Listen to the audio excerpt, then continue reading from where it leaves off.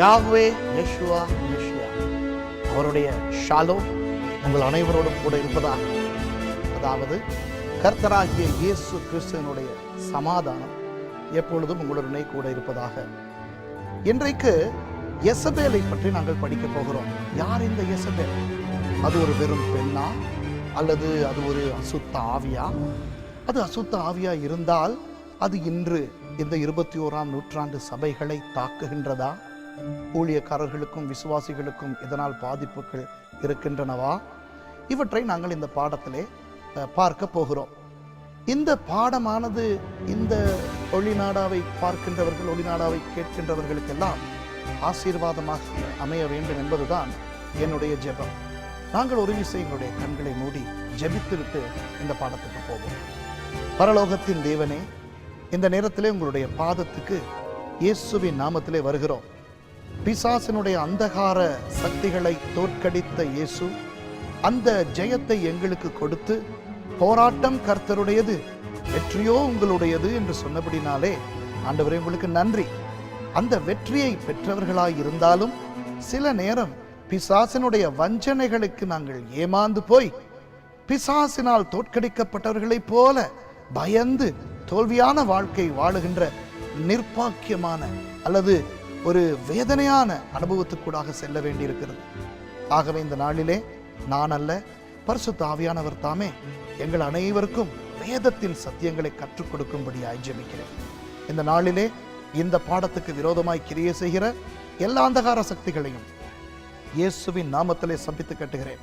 இந்த பாடத்தை ஆசீர்வாதமாக்கி தந்து எங்களுடைய உள்ளத்திலே கல்லில் எழுத்தாய் பதித்து இதன்படி எங்களுடைய வாழ்க்கையிலே வெற்றியுள்ள வாழ்க்கை வாழ்ந்து கடைசி வரை உண்மையாய் உத்தமமாய் இருக்க எங்களுக்கு உதவி செய்யும்படி, எங்களுக்காக மரித்து உயிர் தெழுந்து எங்களுக்கு ஜெயத்தை கொடுத்ததும் அல்லாமல் எங்களோடு இருந்து எங்களை வழிநடத்தும் இயேசுவின் நாமத்திலே வேண்டிக் கொள்கிறேன் பிதாவே, ஆமேன்.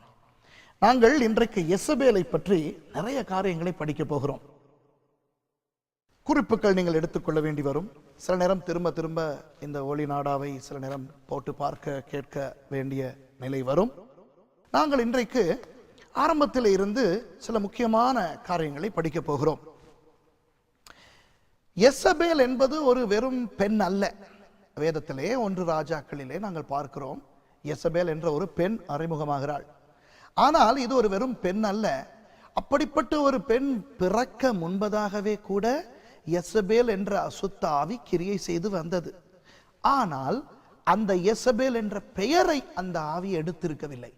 யெசபேல் என்ற பெண் பிரபலமான ஒரு பெண்ணாக வந்து அவள் மூலம் இந்த யெசபேல் என்ற ஆவியின் செயலாக்கங்கள் வெளிப்பட்டபடியினால் எங்களுக்கு இன்றைக்கு இந்த யெசபேல் என்ற பெயர் பரிச்சயமாகி இருக்கிறது. ஆகவே தயவு செய்து நாங்கள் தவறாய் நினைக்க வேண்டாம். யெசபேல் என்ற பெண்ணுடைய ஆவி ஒரு வேளை கிரியை செய்கிறது என்று நாங்கள் கற்றுக் கொடுக்கிறோமோ, அல்லது யெசபேல் என்ற பெண்ணினுடைய வருகைக்கு பிற்பாடு தான் இப்படிப்பட்ட ஒரு ஆவி அறிமுகமானதோ என்றெல்லாம் நினைக்க கூடாது. இப்போ சாத்தானை பற்றி ஒரு சில காரியங்களை நாங்கள் முதலாவது தெரிந்து கொள்ள வேண்டியது அவசியம். சாத்தான் முன்பு தேவனுடைய சமூகத்திலே தூதனாய் இருந்தவன் தானே. அவனுக்கு தெரியும் பரலோகத்தினுடைய சூட்சுமங்கள் என்ன, அங்கே இருந்த நடைமுறைகள் என்ன, ஆண்டவருடைய கிரியைகள் செயலாக்கங்கள் எப்படியெல்லாம் நடைபெறுகின்றன என்று. ஆகவே அவன் விழுந்த பிற்பாடு அவன் எப்படி ஆண்டவருடைய மக்களுக்கு விரோதமாக செயல்படுகிறான், ஆண்டவருக்கு விரோதமாக செயல்படுகின்றான் என்பதனை நாங்கள் கற்றுக்கொள்ள வேண்டியது முக்கியம். இந்த பாடத்திலே அதை நான் கற்றுக் கொடுக்கவில்லை, வேறொரு பாடத்திலே அதை பற்றி நான் பேசுகிறேன். ஆனால் இந்த சாத்தானுடைய பல விளையாட்டுக்கள், பல ஏமாற்று வித்தைகள் இருக்கின்றன. அவற்றிலே முக்கியமான ஒன்றுதான் ஆண்டவர் செய்கின்ற செயல்களை போன்ற செயல்களை செய்தல். அதாவது மாதிரி வடிவம். பாருங்கள், அசல் நகல் என்று சொல்லுகிறோம் அல்லவா? ஆண்டவர் அசல், ஆனால் இவன் என்ன செய்ய பார்க்கிறான்? அதையொத்த ஒரு நகலை காட்டி மனிதர்களை மோசம் போக்குகிறான். ஆண்டவர் ஒன்றை செய்கிறேன் என்றால் அதே காரியத்தை போன்ற ஒன்றை இவனும் செய்து ஜனங்களை ஏமாற்றுகிறான். நான் ஏற்கனவே சொன்னது போல இது வேறொரு பாடத்திலே நான் கற்றுக் கொடுக்கிறேன். நான் பிசாசை பற்றி எசேக்கியேல் 28ஆம் அதிகாரத்திலே இருந்து நிறைய காரியங்களை கற்றுக் கொடுத்திருக்கிறேன். அந்த பாடம் உங்களுக்கு கிடைத்தால் நீங்கள் அதை கேட்க பெற்றால் இதனுடைய பல ஆழமான விஷயங்களை நீங்கள் கற்றுக்கொள்ள முடியும். விஷயத்துக்கு வருவோம். ஆண்டவர் எதை செய்தாலும் அதை போன்ற ஒரு நகலை மக்கள் முன் வைத்து மக்களை ஏமாற்றுவதுதான் இந்த பிசாசினுடைய ஒரு முக்கியமான நடவடிக்கை. இப்போ அதனால் அவன் என்ன செய்கிறான்? ஆண்டவரை போல நகல் உருவாக்குகிறான். உதாரணமாக, ஆண்டவர் சிங்காசனத்தில் வீற்றிருக்கிறவர். ஆகவே சாத்தானும் சிங்காசனத்தில் உட்கார்ந்திருப்பவன் போல காட்ட பார்ப்பான். ஆண்டவர் திருத்துவமானவர். இப்போ திருத்துவம் நமக்கு விளங்காது தானே. நான் உங்களிடத்திலே ரொம்ப கெஞ்சி மன்றாடி கேட்கின்ற ஒரு வேண்டுகோள் என்ன தெரியுமா? இந்த திருத்துவம் என்றால் என்ன, அது எப்படி, அதை யார் விளக்கப்படுத்த முடியும் என்றெல்லாம் ஆதங்கப்பட்டு ஆர்வ மிகுதியால் அவற்றை படிக்க முயற்சி செய்ய வேண்டாம். ஏன் சொல்லுகிறேன் தெரியுமா? திருத்துவம் என்பது தேவனுடைய ஒரு தன்மை. அதை அவர் எவ்வளவு தூரம் நமக்கு விளக்கப்படுத்தி வெளிப்படுத்தி இருக்கிறாரோ அவ்வளவு தூரத்தையும் விளங்கிக் கொள்வதே எங்களுக்கு மகாபெரிய பாடாய் இருக்கும் பொழுது, அவர் வெளிப்படுத்தாத விஷயங்களை நாங்கள் அறிவை பயன்படுத்தி விளங்கிக் கொள்ள முயற்சி செய்தால் கடைசியிலே நாங்கள் கஷ்டத்திலே விழுந்து விடுவோம், பிழையான மூல உபதேசங்களுக்குள்ளே விழுந்து விடுவோம். அதனால் தான் நிறைய பேர் திருத்துவம் என்றொன்று இல்லை என்று சொல்லுகிறார்கள். திருத்துவம் என்ற சொல் வேதத்திலே இல்லையே என்று ஆதங்கப்படுகிறார்கள். அப்புறம் இன்னும் பிழையான வியாக்கியானங்களை திருத்துவத்துக்கு கொடுக்க போய் கடைசியிலே பிரச்சனைகளுக்குள்ளே அகப்பட்டுக் கொள்கிறார்கள். ஆகவே திருத்துவத்தை பற்றி நாங்கள் விளங்கிக் கொள்ள முயற்சி செய்ய வேண்டாம். அப்படி உங்களுக்கு திருத்துவத்தை விளங்கிக் கொள்ளுகின்ற அளவுக்கு உங்களுக்கு அறிவும் ஆற்றலும் மூளையும் இருந்தால் முதலாவது உங்களுடைய சரீரத்தை பற்றி விளங்கிக் கொள்ளுங்கள். இப்போ எங்களுடைய சரீரத்தில் இருக்கின்ற நரம்புகள், நாளங்கள், நாடிகள், இன்னும் மூளை, இருதயம் போன்ற விஷயங்களை பற்றிய அறிவை பெற்றுக்கொள்வதே எங்களுக்கு மிகவும் சங்கடமாக பயங்கரமாக இருக்கிறது. ஆகவே திருத்துவத்தை பற்றி எங்களால் விளங்கிக் கொள்ள முடியாது. ஆனால் அதற்காக ஆண்டவருக்கு ஸ்தோத்திரம். ஏனென்றால் அவரால் படைக்கப்பட்டவர்கள் அல்லவா நாங்கள் எங்களுடைய மூளையினால், எங்களுடைய இந்த வரையறைக்கு உட்படுத்தப்பட்ட அறிவினால் ஆண்டவரை விளங்கிக் கொள்ள முடியும் என்றால் அப்புறம் அந்த ஆண்டவரே இல்லை. ஆகவே அவருடைய திருத்துவத்தை நம்மால் விளங்கிக் கொள்ள முடியாது. அதற்காக ஆண்டவருக்கு ஸ்தோத்திரம். ஆனால் எங்களுக்கு திருத்துவத்தை பற்றி என்ன தெரியும்? தேவன் பிதாவாக, குமாரனாக, பரிசுத்த ஆவியானவராக இருக்கிறார் என்று தெரியும். ஆனால் அது 3 தெய்வங்கள் அல்ல, ஒரே தேவன் என்று எங்களுக்கு தெரியும். பிதாவும் குமாரனும் பரிசுத்த ஆவியானவரும் ஒருவரே என்றாலும் பரிசுத்த ஆவியானவரே சிலுவையிலே எனக்காக வந்து மரித்தீரே என்று நாங்கள் சொல்ல முடியாது என்று எங்களுக்கு தெரியும். ஆகவே இது 3 தேவர்கள் அல்ல, 3 தெய்வங்கள் அல்ல, ஒரே தேவன். ஆனால் 3 விதமாக அவர் தன்னை வெளிப்படுத்தி இருக்கிறார். ஏதோ அதை பற்றி அதை விட கூடுதலாக விளக்கப்படுத்த எனக்கு தெரியாது. விளங்கிக் கொள்ளவும் என்னால் முடியாது. விளங்கிக் கொள்ள அவசியமும் இல்லை, விளங்கப்படுத்த அவசியமும் இல்லை. ஆனால் இந்த பிசாசு இருக்கிறானே, லூசிஃபர், இவன் என்ன செய்கிறான்? ஆண்டவர் திருத்துவ தேவனாக இருக்கின்றபடியினால் இவனும் 3 தெய்வங்களாக அல்லது 3 நபர்களாக கிரியை செய்ய பார்க்கிறான். அதற்கு நாங்கள் போலி திருத்துவம் என்று அழைக்கிறோம், பெயர் வைத்திருக்கிறோம்.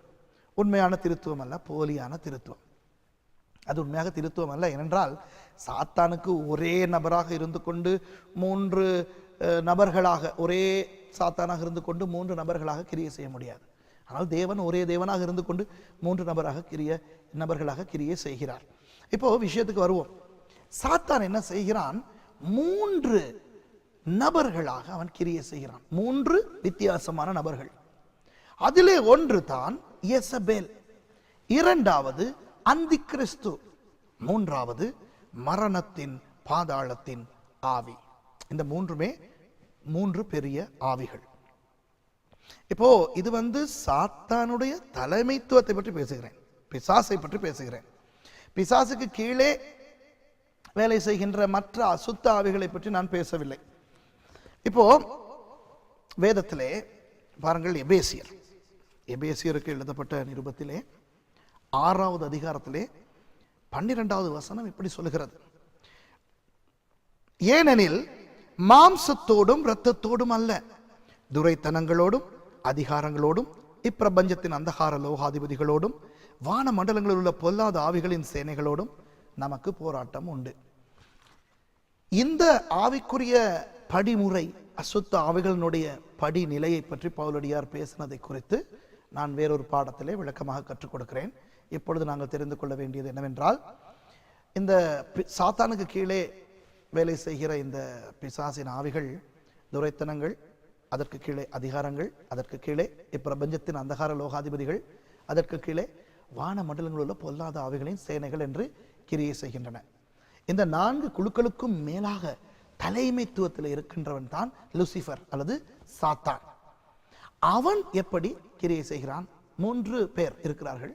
ஒன்று தான் யேசபேல், இரண்டாவது அந்தி கிறிஸ்துவின் ஆவி, மூன்றாவது மரணத்தின் பாதாளத்தின் ஆவி.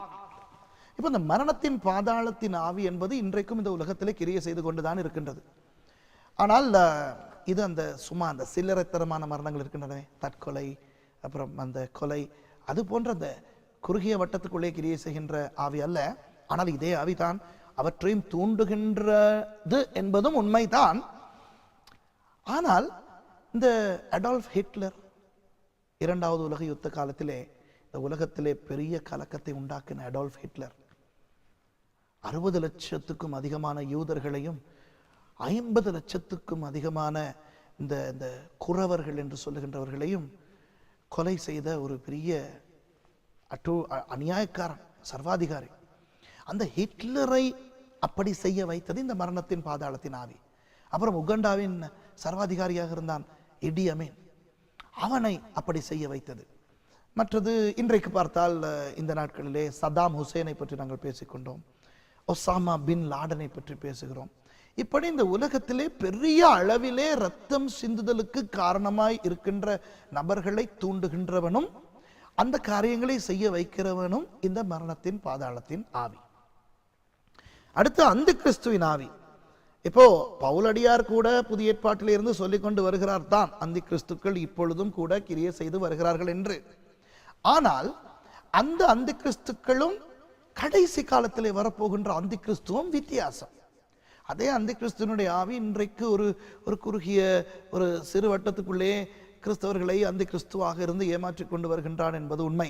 மத்தேயு 24 பார்த்தால் அங்கே இயேசு சொல்லுகிறார், அநேகர் என்னுடைய நாமத்திலே வந்து கள்ள தீர்க்க தரிசனம் சொல்லி கூடுமானால் தெரிந்து கொள்ளப்பட்டவர்களையும் கூட வஞ்சித்து போடுவார்கள் என்று. ஆனால் சபை எடுத்துக்கொள்ளப்பட போகின்றது பாருங்கள். ஆங்கிலத்திலே ராப்சர் என்று சொல்லுவோமே. சபை எடுத்துக்கொள்ளப்படும் பொழுது இந்த உலகத்திலே 7 வருஷ உபத்திரவ காலம் தொடங்க போகின்றது.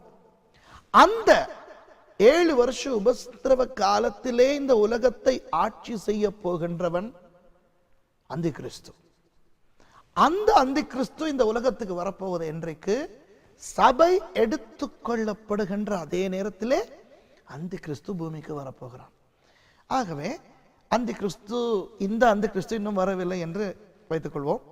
மரணத்தின் பாதாளத்தின் ஆவியும் ஏதோ பெரிய அளவிலே பெரிய ரத்தம் சிந்துதலுக்கு காரணமான அப்படிப்பட்டவர்களை அவன் தாக்குகிறான் என்று வைத்துக் கொள்வோம். இப்போ எஞ்சி இருப்பது யார்? யேசபேல். யேசபேல் எப்படி கிரியை செய்கின்றது என்பதனை தான் இந்த பாடத்திலே நாங்கள் படிக்க போகிறோம். யேசபேலின் ஆவி யாரை தாக்கும் என்றால், வளர்ந்து வருகின்ற சபைகள், அபிஷேகத்திலே வளர்கின்ற சபைகள், வார்த்தையிலே வளர்கின்ற சபைகள். எந்த சபை தனக்கு ஒரு பாதிப்பாக அமையும் என்று சாத்தானுக்கு தெரிகிறதோ அந்த சபைகளுக்கு எதிராக யேசபேலின் ஆவி வந்து கிரியை செய்வான். குடும்பங்களை எடுத்து பார்த்தால் கூட, இன்றைக்கு கிறிஸ்தவ குடும்பங்களை எடுத்து பார்த்தால், ஒரு சில குடும்பங்கள் மாத்திரம் கர்த்தருடைய வசனத்திலே வளர வேண்டும், தேவனுடைய அபிஷேகத்திலே வளர வேண்டும், கர்த்தருக்காக எழுந்து பிரகாசிக்க வேண்டும், சபைக்கு உண்மையுள்ளவர்களாக இருக்க வேண்டும் என்று சொல்லி பயங்கரமாக ஆண்டவருக்காக எழுந்து பிரகாசிக்க முயற்சி செய்கிறார்கள் பாருங்கள். அந்த குடும்பங்களுக்குள்ளே இந்த யேசபேலினுடைய ஆவி நுழைய பார்ப்பான், நுழைந்து கிரியை செய்ய பார்ப்பான். இப்போ நீங்கள் யோசிக்கலாம், நான் பேசுகின்ற இந்த சொற்களிலே யேசபேல் என்ற ஒரு பெண்ணினுடைய பெயரை சொல்லுகிறேன், ஆனால் யேசபேல் வருவான் பார்ப்பான் என்று ஆண் பாலிலே சொல்லுகிறேன் என்று. உண்மையாக அந்த தேவ தூதர்களும் பிசாசுகளும் ஆணும் அல்ல பெண்ணும் அல்ல.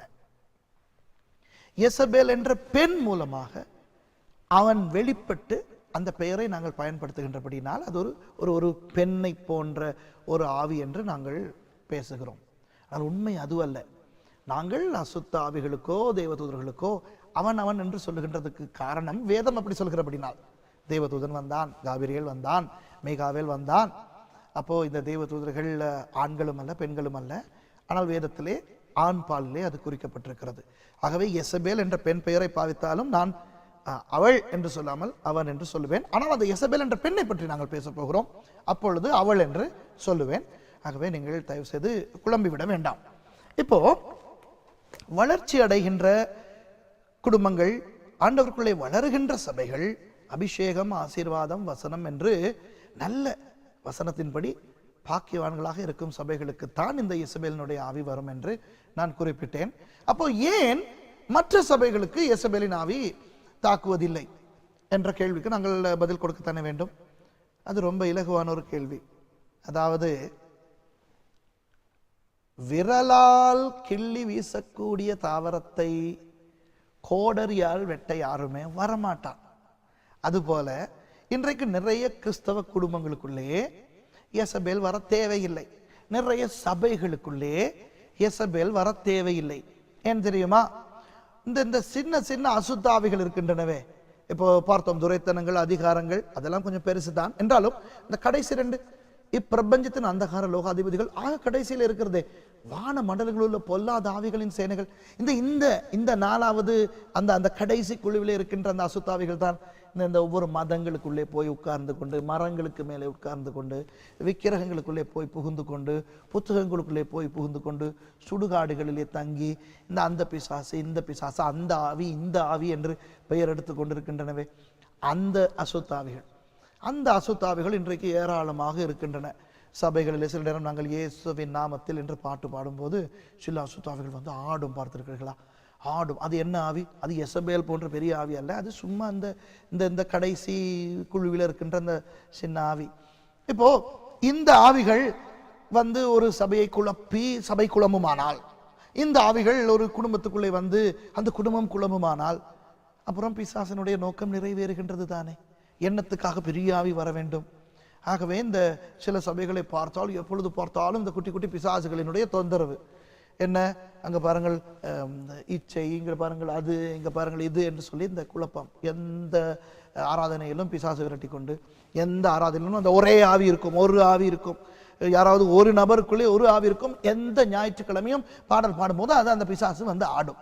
ஆடி முன்னாலே வந்து பெரிய கோலம் போட்டு அப்படியே உள்ளும். உடனே என்ன செய்வார்கள்? ஊழியக்காரர்கள் எல்லாம் கை வைத்து ஜெபிப்பார்கள், அந்நிய பாஷையில ஜெபிப்பார்கள், இயேசு நாமத்திலே போ என்பார்கள். அது அப்படியே ஒரு அரை மணி நேரம் அந்த ஆவிக்கு செலவழிப்பார்கள், அது அப்படியே விழுந்து போய்விடும். அப்புறம் பார்த்தால் அடுத்த கிழமை அதே ஆவி, அதே ஆட்டம். ஏனென்றால் இந்த சின்ன ஆவிகளோடு போராடுவதற்கே அவர்களுக்கு நேரம் சரி. ஆகவே அப்படிப்பட்ட சூழ்நிலையிலே இந்த பெரிய ஆவிகள் வர வேண்டிய அவசியம் கிடையாது. குடும்பங்களை எடுத்தாலும் அப்படித்தான். இப்போ சில குடும்பங்களிலே பார்த்தால் ஒரே பிரச்சனை தான் ஒவ்வொரு முறையும், ஒவ்வொரு நாளும் கணவன் மனைவி கிடையில அந்த ஒரே பிரச்சனை. பணத்தை ஒழுங்காக செலவழிக்க முடியாது, பணத்தை ஒழுங்காக வரவு செலவு வைத்துக் கொள்ள முடியாது, அந்த பிரச்சனை. இல்லாவிட்டால் கோல் சொல்லிக்கொண்டு பொய் பேசிக்கொண்டு இப்படி திரிவார்கள். கீழ்ப்படியாத பிள்ளை கீழ்ப்படியாமலே இருக்கும். எத்தனை தான் என்ன பண்ணாலும் அது திருந்தாது. இப்போ இவற்றுக்கெல்லாம் பதில் சொல்வதற்கு இந்த பாடத்துக்கு அவகாசம் இல்லை. ஆகவே நான் என்ன சொல்லுகிறேன் என்றால், இந்த சின்ன சின்ன ஆவிகள் மூலமாக பிசாசு தான் சாதிக்க வேண்டியதை சாதித்து கொண்டால் அப்புறம் பெரிய ஆவிகள் வர தேவையில்லை. ஆனால் சில சபைகள் இருக்கின்றன, முன்பு இப்படித்தான் சின்ன சின்ன ஆவிகளோடு போராட வேண்டிய நிலை இருந்தது. சில குடும்பங்கள் இருக்கின்றன, முன்பு அப்படித்தான், கனவிலே பிசாசு வந்தாலே குடும்பமே ஆடி போய்விடும். இப்படியாக வாழ்ந்தார்கள். ஆனால் வசனத்திலே வளர்ந்து, அபிஷேகத்திலே வளர்ந்து, ஆண்டவருடைய ஆசீர்வாதத்துக்கு இடம் கொடுத்து அவர்கள் நன்றாக இப்பொழுது முன்னேறி, இப்போ அந்த சபைகள் கர்த்தருக்காக எழுந்து பிரகாசிக்கின்றன. இப்போ சின்ன சின்ன பிசாசுகள் வந்தவுடன் அவர்கள் ஆடாதே, இயேசுவின் நாமத்தில் உட்கார் என்றவுடன் பிசாசு அடங்க வேண்டிய நிலைமைக்கு வந்து விட்டது. பிசாசால் இப்பொழுது அட்டகாசம் பண்ண முடியவில்லை. சொப்பனம் எல்லாம் இப்பொழுது வருவதில்லை. அப்படியே வந்தாலும் பிசாசனுடைய சொப்பனம் இயேசுவின் நாமத்தில் உன்னை சபித்து கட்டுகிறேன் என்று சொல்லி இவர்கள் வளர்கிறார்கள். இப்போ பிசாசு பார்க்கிறான், இந்த சபை சின்ன அசுத்த ஆவிகளால் போய் பிசாசு சாதித்ததை நினைக்க முடியாமல் இருக்கக்கூடிய அளவுக்கு வளர்ந்து விட்டது. ஆகவே எசபேலினுடைய ஆவி இப்படிப்பட்ட குடும்பங்களுக்கு, இப்படிப்பட்ட சபைகளுக்கு வருவான். யேசபேல் என்ற பெயரினுடைய அர்த்தத்தை பார்த்தால் அதில் இருக்கின்ற அந்த சூட்சுமங்களை நாங்கள் புரிந்து கொள்ளலாம். பொதுவாக ஒரு பெயருக்கு ஒரு அர்த்தம் அல்லது ஒன்றுக்கு மேற்பட்ட 2 அர்த்தம் இருக்கலாம் என்று வைத்துக் கொள்வோம். ஆனால் ஒரே பெயருக்கு 4, அதுவும் முன்னுக்கு பின் புறனான முன்னுக்கு பின் முரணான ஒன்றுக்கொன்று ஒவ்வாத அர்த்தங்கள் இருப்பது கஷ்டம். ஆனால் இந்த யேசபேல் என்ற இந்த பெயருக்கு 4 அர்த்தங்கள் இருக்கின்றன. அந்த 4 அர்த்தங்களும் ஒன்றுக்கொன்று தொடர்பு இல்லாத அர்த்தங்கள். நான் அதை சொல்ல போகிறேன். அதை சொல்ல முன்பதாக நான் என்ன அறிவிக்க விரும்புகிறேன் என்றால், இந்த பெயரின் அர்த்தங்களை பார்க்கும் போதே அதிலே உள்ள சில சூட்சுமங்கள் நமக்கு புரிய ஆரம்பிக்கும். அதை நன்றாக விளங்கிக் கொள்வோம். யேசபேல், அதை நாங்கள் எபிரேய பாஷையிலே உச்சரித்தால் யேசபேல், சரியா? எபிரேய மொழியிலே யேசபேல், ஆனால் தமிழிலே யேசபேல் என்று சொல்லுவோம். அப்படித்தான் தமிழ் வேதாகமம் சொல்லுகிறது. யேசபேலுக்கு 4 அர்த்தங்கள் இருக்கின்றன. முதலாவது அர்த்தம் தான் கருணை கலந்த அன்பு. பாருங்க, எவ்வளவு அழகான ஒரு அர்த்தம், கருணை கலந்த அன்பு. இப்ப இன்றைக்கு நிறைய சபைகளிலும் நிறைய குடும்பங்களிலும் கருணை கலந்த அன்பினால் நிறைய வீழ்ச்சிகள் ஏற்படுகின்றன. இந்த இன்றைக்கு சபைகளிலே பார்த்தால், சபைகளிலே ஆசீர்வாதம், மகிமை, அபிஷேகம், நன்மை, கர்த்தருடைய கிருபை, இரக்கம், ஐசுவரியம் என்று நல்ல காரியங்களை பற்றி பேசினால் விசுவாசிகளுக்கும் விருப்பம், ஊழியக்காரர்களுக்கும் விருப்பம். ஆஹா! ஆனால் பாருங்கள், இன்றைக்கு கிறிஸ்தவ சபைக்குள்ளே வந்து யாரும் கண்டிப்பான செய்தி கொடுத்தால் ஜனங்களுக்கு அது காயத்தை உண்டு பண்ணிவிடும். இப்போ நீங்கள் எந்த சபையை சேர்ந்தவர்களாக கூட இருக்கலாம். உங்களுடைய சபைக்கு ஒரு விருந்தினராக ஒரு ஊழியக்காரர் வருகிறார் வேறொரு தேசத்திலே இருந்து. அப்படி வருகின்றவர் வந்த நாளிலே இருந்து மனம் திரும்ப வேண்டும், அப்படி அசுத்தம் இருக்கிறது, இப்படி அசுத்தம் இருக்கிறது என்று சொன்னால் கொஞ்சம் வேதனை வருகிறது இல்லவா? என்னடா இது, நம்முடைய வாழ்க்கையில் எத்தனையோ பாடுகள், எத்தனையோ தேவைகள் இருக்கும் போது வருகின்ற ஊழியக்காரர்களும் இப்படி ஒரே எங்களை கடித்து குதறவே வருகிறார்களே, கர்த்தர் இரக்கமுள்ளவர் தானே, நீடிய பொறுமையுள்ளவர் தானே, இப்படியாக நாங்கள் சொல்லுகிறோம். இது தவறு இல்லை, இது சரிதான். ஆனால் சில நேரங்களிலே நாங்கள் கத்தி தூக்க வேண்டி வருகிறது தான். என்ன கத்தி? மனுஷனை வெட்டுவதற்கா? அல்ல. இருபுறமும் கருக்குள்ள இந்த கத்தி, இருபுறமும் கருக்குள்ள இந்த பட்டயம். சில நேரம் வெட்டி தள்ள வேண்டி வருகிறது. இப்போ உதாரணமாக புதிய ஏற்பாட்டிலே ஆண்டவர் கிருபை உள்ளவர் தானே, இது கிருபையின் காலம். பழைய ஏற்பாட்டிலே தான் கண்டிப்பின் காலம் என்றெல்லாம் சில பேர் சொல்லுவார்கள். ஆனால் இப்போ அப்போஸ்தலர் புத்தகம் பழைய ஏற்பாட்டில் இல்லையே, அது புதிய ஏற்பாட்டிலே தானே இருக்கிறது. அப்போஸ்தலர் புத்தகத்திலே 5ஆம் அதிகாரத்திலே சபை, புதிய சபை, புதிதாக உருவாகி இருக்கிற சபை. அப்போஸ்தலர் 2ஆம் அதிகாரத்திலே தான் சபையே ஆரம்பமானது. இது 5வது அதிகாரத்திலே, அதாவது சபையிலே டீக்கன்மார், உதவி ஊழியக்காரர்கள் கூட இல்லை. நிரூபிக்கவா? அப்போஸ்தலர் 6வது அதிகாரத்திலே தான் அந்நாட்களிலே சீஷர்கள் பெருகின போது சபையிலே குழப்பம் வந்து அப்போஸ்தலர்கள் சொல்லுகிறார்கள் விசுவாசிகளை பார்த்து, நீங்கள் உங்களுடைய சபைக்குள்ளே இருந்து நல்ல ஆவியிலேயும் ஞானத்திலேயும் நிறைந்த 7 பேரை தெரிவு செய்யுங்கள், அவர்களை நாங்கள் இந்த மேஜையை பராமரிக்க உதவிக்காரராக கைகளை வைத்து அபிஷேகிக்கிறோம் என்று. இது அப்போஸ்தலர் 6ஆம் அதிகாரம். அப்போ உதவி ஊழியக்காரர்கள் கூட அப்போஸ்தலர் 6க்கு பிறகுதான். மூப்பர்கள் இப்படி அவர்கள் எல்லாம் அப்போஸ்தலர் 6க்கு பிறகுதான். அப்போஸ்தலர் 5 என்று சொல்லும் பொழுது சபை ஆரம்பமாகி ஒரு சில நாட்கள், ஒரு சில மாதங்கள், ஒரு புதிய விசுவாசி அனனியா, அவருடைய மனைவி சப்பீராள் முதல் தடவையாக ஒரு பாவத்தை செய்கிறார்கள். என்ன? அவர்களுடைய காணி ஆட்சியை விற்றார்கள். எத்தனை தரம் ஒருவன் தன்னுடைய காணியை விற்க முடியும்? ஒரு தரம் தானே. இப்போ அனனியாவும் சப்பீராலும் முதல் தரம் தங்களுடைய காணிகளை விற்றுவிட்டு வந்து அந்த நேரத்தில் எருசலேம் சபையிலே பாஸ்டராக இருந்த பேதுரு ஐயாவிடத்திலே வந்து போய் சொன்னார்கள். புதிய ஏற்பாட்டு காலத்தில் பேதுரு என்ன சொல்லுகிறார்?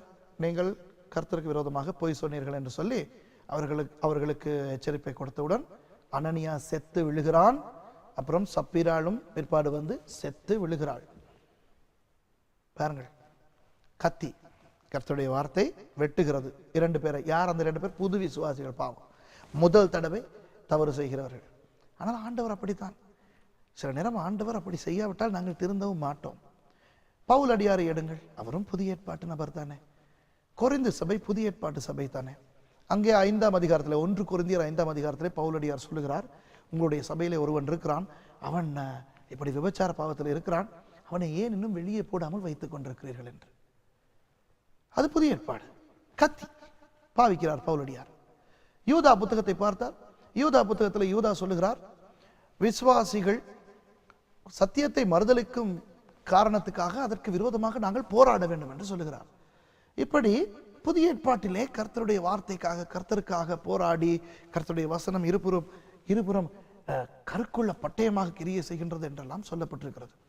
ஆகவே கர்த்தருடைய சபைக்குள்ளே கண்டிப்பும் அவசியம். தேவை ஏற்பட்டால் சில பேரை வெளியே தூக்கி வீசவும் வேண்டும். சில நேரம் சில பேரை கர்த்தருடைய வார்த்தை அடிக்கவும் வேண்டும். ஆனால் இந்த யேசபேலின் ஆவி என்ன செய்யும் தெரியுமா?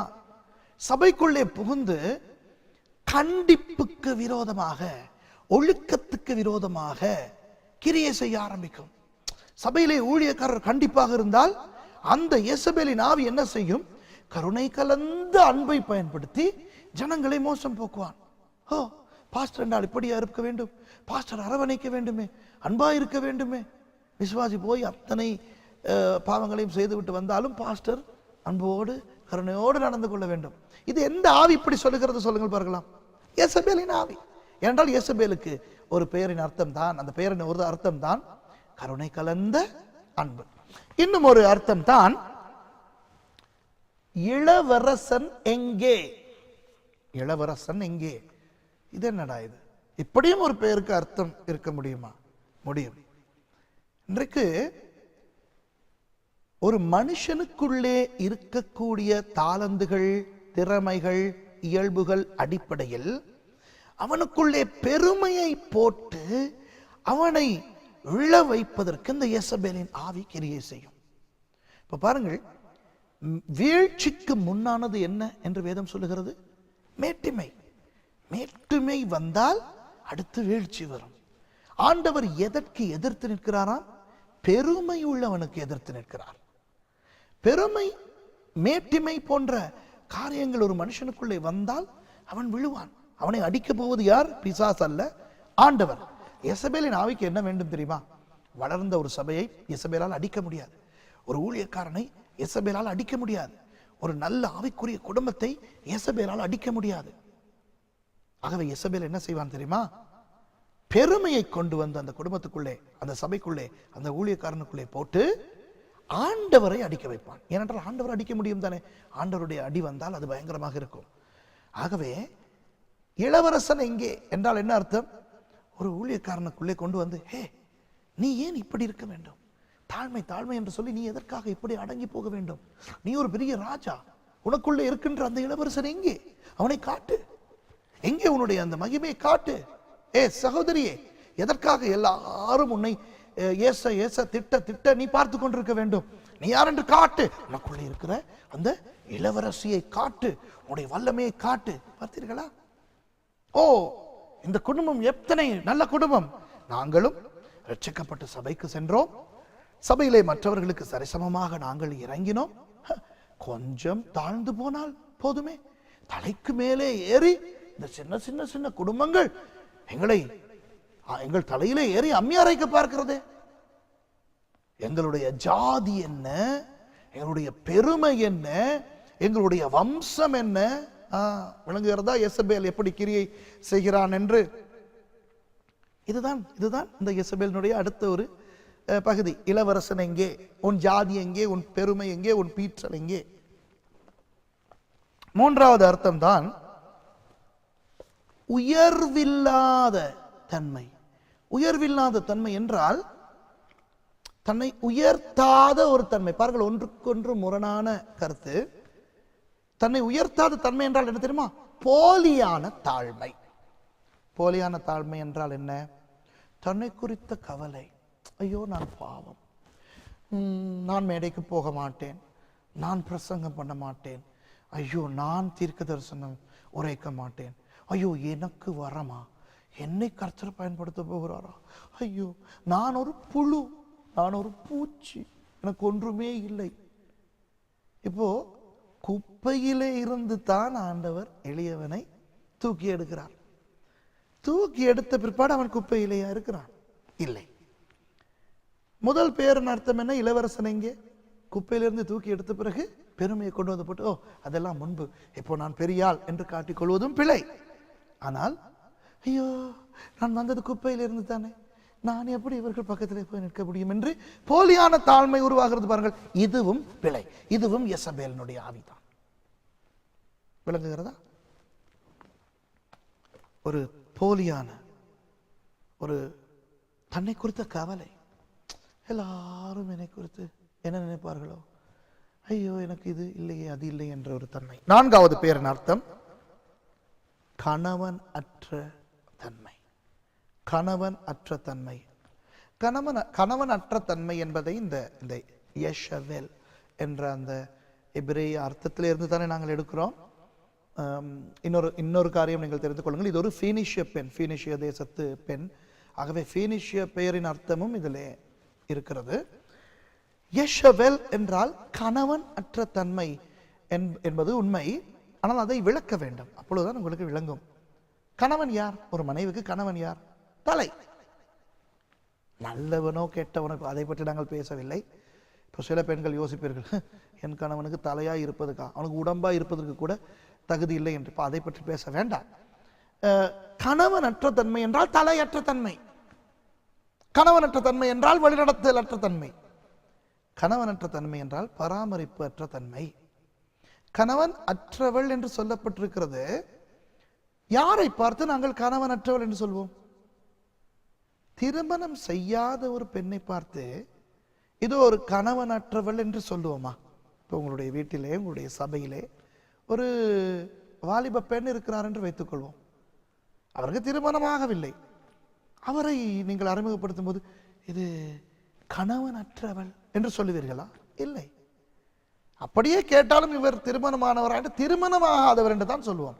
கணவன் அற்றவர் என்று யாரை பார்த்து சொல்லுவோம் தெரியுமா? ஒன்று கணவன் மரித்திருந்தால், அல்லது கணவன் விட்டு போயிருந்தால், அல்லது இவர்கள் விவாகரத்து செய்திருந்தால் தான் இதோ இந்த பெண் கணவன் அற்றவள் என்று சொல்லுவோம். இப்போ இந்த யெசபேல் என்ற பெயரினுடைய ஒரு அர்த்தம் கணவன் அற்றவள். என்னத்தை காட்டுகிறது தெரியுமா? கணவன் உண்டு, ஆனால் அந்த கணவனை கணவனாக பயன்படுத்துவது இல்லை. தலையுண்டு, ஆனால் அந்த தலைக்கு செயலாற்ற விடுவது இல்லை. பராமரிப்பு, ஐயோ எனக்கு தேவையில்லை, நான் சொந்த காலிலே நிற்பேன். இன்றைக்கு பாருங்கள், இந்த யெசபேலின் ஆவி நிறைய பேரை இப்படி தாக்குவான். எனக்கு யாருமே அறிவுரை கொடுக்க தேவையில்லை, எனக்கும் கர்த்தர் பேசுகிறார், எனக்கும் அறிவு இருக்கிறது, எனக்கு தலைவன் தேவையில்லை. நிறைய மனைவிமாருக்கும் இந்த மாதிரியான ஒரு தாக்கத்தை இந்த யெசபேலின் ஆவி உண்டு பண்ணுவான். எப்படி என்றால், முதலாவது அவனை திருந்து விட்டு வர சொல்லுங்கள், என் புருஷனை திருந்து விட்டு வர சொல்லுங்கள், அவன் சொல்வதை நான் கேட்கிறேன். முதலாவது அவனை அன்பு காட்ட சொல்லுங்கள், நான் என்னை தாழ்த்துகிறேன். இது ஒரு பக்கம். சில விசுவாசிகள், யெசபேலின் ஆவி தாக்குன விசுவாசிகள் எப்படி நடந்து கொள்வார்கள்? என்னுடைய பாஸ்டர், அவர் பாஸ்டராக முன்பே நாங்கள் கர்த்தருடைய வசனத்தை அறிந்திருக்கிறோம். அவருக்கு என்ன? அவருக்கு தமிழ் கூட ஒழுங்காக உச்சரிக்க வராது, அவருக்கு இங்கிலீஷ் கூட தெரியாது, அவருக்கு பிரெஞ்சு தெரியாது, அவருக்கு ஜெர்மன் தெரியாது, அவருக்கு என்ன, அவர் என்ன? எங்களுக்கு மற்றது அவருடைய குடும்பம் எங்களுக்கு தெரியுமே. எங்களுடைய பாஸ்டர் பாவம் நல்ல மனிதன், ஆனால் அவர் அந்த பெரிய குடும்பத்திலிருந்து வந்தவர் அல்ல. நாங்கள் அப்படி அல்ல. நாங்கள் விசுவாசிகள் என்றாலும் என்னுடைய மகன் ஒரு லாயர், வக்கீல், என்னுடைய மகள் ஒரு வைத்தியர், என்னுடைய அப்பா ஒரு பைலட், என்னுடைய நாங்கள் இப்படி பாடசாலையில் படித்தவர்கள், நாங்கள் எங்களுக்கு மிடிலே இங்கிலீஷ் வரும், எங்களுக்கு கொஞ்சம் நல்ல அறிவெல்லாம் இருக்கிறது. கவனிச்சிருக்கீங்க உங்களுடைய சர்ச்சில் இப்படி இருந்தால்? யெசபேலின் ஆவி, பெருமை, பீற்றல். இவர்கள் என்ன செய்வார்கள்? ஊழியக்காரனுக்கு அடங்க மாட்டார்கள், இவர்கள் கீழ்ப்படிய மாட்டார்கள். எங்களுக்கும் கர்த்தர் பேசுகிறார் தானே. எப்படி பார்த்தீர்களா? பராமரிப்பற்ற தன்மை. பாஸ்டர் என்றொரு இருக்கிறார், சபைக்கு போகிறார், சபை என்றொன்று இருக்கிறதா? இருக்கிறது, நாங்கள் அந்த சபையிலே அங்கத்தவர்கள். பாஸ்டர் இருக்கிறாரா? ஆமாம் இருக்கிறார். ஆனால் அவருக்கு கீழ்ப்படிகிற தேவையில்லை. அந்த மனிதன் மூலமாக கர்த்தர் அவ்வப்போது பேசுகிறார், நல்லது, பிரைஸ் தி லார்ட். அவர் வருகிறார், வீட்டுக்கு வருகிறார், போகிறார். ஆனால் இந்த ஊழியக்காரர்களுக்கு கட்டுப்பட்டு நாங்கள் இருக்க தேவையில்லை. இல்லை, எங்களை யாரும் பராமரிக்க தேவையில்லை, எங்களை யாருமே பராமரிக்கவே தேவையில்லை. இப்படியாக போலியான ஒரு பெருமை, ஒரு மனமேற்றுமை இந்த யேசபேலின் ஆவி கொண்டு வந்து போடுவான். சரியா? யேசபேலை பற்றி இப்பொழுது உங்களுக்கு ஓரளவு தெரிகிறது. உங்களுக்கு நான் சொன்னது கொஞ்சம் வேகமாக இருந்தால், விளங்காவிட்டால் தயவு செய்து மறுபடி கொஞ்சம் இதை பின்னாலே ஓட்டி இந்த ஒளிநாடாவை அல்லது ஒளிநாடாவை நீங்கள் மறுபடி பார்க்கும்படி கேட்டுக்கொள்கிறேன். ஏன் சொல்கிறேன் தெரியுமா? இந்த மாதிரியான பாடங்கள் கற்றுக் கொடுக்கும் பொழுதுதான் உங்கள் வீட்டு அழைப்பு மணி அடிக்கும், விருந்தினர்கள் வருவார்கள். இந்த நேரத்திலே தான் மின்சாரம் தடை வரும். இந்த நேரத்திலே தான் நித்திரை செய்து கொண்டிருக்கின்ற உங்களுடைய பிள்ளை எழும்பி சாப்பாடு கேட்கும். விளங்குதா? ஏனென்றால் இந்த மாதிரியான பாடங்களை கேட்க பிசாசுக்கு விருப்பம் இல்லை. ஏன்? எதிரியை பற்றி படிக்க படிக்க படிக்க அவனை பற்றி அறிந்து யுத்தம் செய்து ஜெயிக்கலாம் அல்லவா? ஆகவே இந்த மாதிரி நேரத்தில் இந்த தடைகள் வரும். உடனே நான் இங்கே இருந்து நீங்கள் கட்டாயம் நீங்கள் இதை பார்த்து கொண்டு இதை கேட்டுக்கொண்டிருக்கின்ற நீங்கள் கேட்க வேண்டிய, பார்க்க வேண்டிய ஒரு காரியத்தை நான் சொல்லும் அதே நொடியிலே அங்கே குசினியிலே ஒரு சத்தம் வருமே, அல்லது ஒரு அழைப்பு மணி வருமே. அப்போ ஓடி போய் இதை பார்த்து விட்டு வருகிறேன் என்று ஓடி போவீர்கள். ஓடி போய் வர முன்பதாக நான் முக்கியமாக நீங்கள் கேட்க வேண்டியதை சொல்லி முடித்து விட்டிருப்பேன். ஆகவே அன்பானவர்களே, ரொம்ப கவனமாக இந்த பாடத்தை படியுங்கள். திரும்பி திரும்பி போட்டு கொஞ்சம் பார்த்து குறிப்பு எழுதி கொண்டு ஒழுங்காக நீங்கள் படித்துக் கொள்ளுங்கள். கர்த்தர் உங்களை வல்லமையாக பயன்படுத்த போகிறார். இப்போ இந்த யேசபேல் எப்படி உள்ளே வருவான்? யேசபேல் எப்படி உள்ளே வருவான்? சபைக்குள்ளேயோ குடும்பத்துக்குள்ளேயோ ஒருவருடைய வாழ்க்கைக்குள்ளேயோ எப்படி வருவான் என்று நான் உங்களுக்கு கற்றுக் கொடுக்க போகிறேன். இதற்கு வேதத்திலே யேசபேல் என்ற பெண் எப்படி வந்தாள் என்று எங்களால் பார்க்க முடியுமானால் அதை வைத்தே நாங்கள் அந்த ரகசியத்தை கண்டுபிடித்து விட முடியும். சரியா? 1 ராஜாக்கள் 16வது அதிகாரத்துக்கு நாங்கள் திருப்பிக் 29வது வசனம். யூதாவின் ராஜாவாகிய ஆசாவின் 38ஆம் வருஷத்தில் உம்ரியின் குமாரனாகிய ஆகாப் இஸ்ரவேலின் மேல் ராஜாவாகி சமாரியாவில் இஸ்ரவேலின் மேல் 22 வருஷம் ராஜ்யபாரம் பண்ணினான். 30வது வசனம் சொல்கிறது, உம்ரியின் குமாரனாகிய ஆகாப் தனக்கு முன்னிருந்த எல்லாரை பார்க்கிலும் கர்த்தரின் பார்வைக்கு பொல்லாப்பானதை செய்தான். ஆகாபுக்கு முன்னே இருந்த ராஜாக்கள் எல்லாரையும் விட பயங்கரமான பொல்லாப்பை இவன் செய்தான். 31ஆம் வசனத்தை பாருங்கள். நேபாத்தின் குமாரனாகிய யெரொபெயாமின் பாவங்களில் நடப்பது அவனுக்கு கொஞ்ச காரியம் என்று நினைத்தாற் போல் அவன் சீதோனியரின் ராஜாவாகிய எத்பாகாலின் குமாரத்தி யேசபேலை விவாகம் பண்ணினதும் அல்லாமல் அவன் போய் பாகாலையும் சேவித்து அதை பணிந்து கொண்டு, பிற்பாடு வாசிப்போம் மிகுதியை. ஆகாப் தனக்கு முன்னிருந்த ராஜாக்களுடைய பாவங்களை விட அதிகமான பாவங்களை செய்தான். அதுதான் யேசபேலினுடைய வருகைக்கு உண்டான தகுதி. ஒரு சபையிலே அல்லது ஒரு குடும்பத்திலே கர்த்தருக்கு பிரியமில்லாத காரியங்கள் மிகைந்து மிகைந்து மிகைந்து, அதாவது பெருகிக்கொண்டு போகும் பொழுது கடைசியிலே அது யேசபேலுக்கு கதவுகளை திறக்கும் என்று பார்க்கிறோம். யார் இந்த நேபாத்தின் குமாரனாகிய யெரொபெயாம்? தாவீதினுடைய குமாரன் சாலமோன் ராஜாவானான் தானே. 40 வருஷம் அவன் இஸ்ரவேலிலே அரசாண்ட பிற்பாடு அந்த ராஜ்யம் 2ஆக பிரிந்தது அல்லவா? வடக்கு ராஜ்யம் தெற்கு ராஜ்யம் என்று 2 ராஜ்யங்களாக பிரிந்தன தானே. அதிலே அந்த வடக்கு ராஜ்யத்திலே உண்டான முதலாவது அரசன் தான் இந்த யெரொபெயாம். அவன் செய்த பாவம் என்ன தெரியுமா? யூதா ராஜ்யத்துக்கு சொந்தமான எருசலேம் பட்டணத்திலே தான் தேவாலயம் இருந்தது. ஆகவே தனக்கு இப்பொழுது ஆட்சி செய்வதற்கு கிடைத்திருந்த 10 கோத்திரத்தாரும் எருசலேமுக்கு போகக்கூடாது என்று தீர்மானித்தபடியினால் யெரொபெயாம் அந்த இஸ்ரவேல் தேசத்தின் வடக்கு எல்லையாகிய தான் என்ற இடத்திலும் தெற்கு எல்லையாகிய பெத்தேல் என்ற இடத்திலும் பலிபீடங்களை உண்டு பண்ணினான். பலிபீடங்களிலே எந்த விக்கிரகத்தை உண்டு பண்ணினான் தெரியுமா? பொன் கன்றுக்குட்டி. ஞாபகம் இருக்கிறதா? இஸ்ரவேல் ஜனங்கள் வனாந்திரத்தின் வழியாக வந்து கொண்டிருக்கும் பொழுது மோசே சீனாய் மலைக்கு போன போது ஜனங்கள் என்ன தங்களுக்கு வேண்டும் என்று சொன்னார்கள்?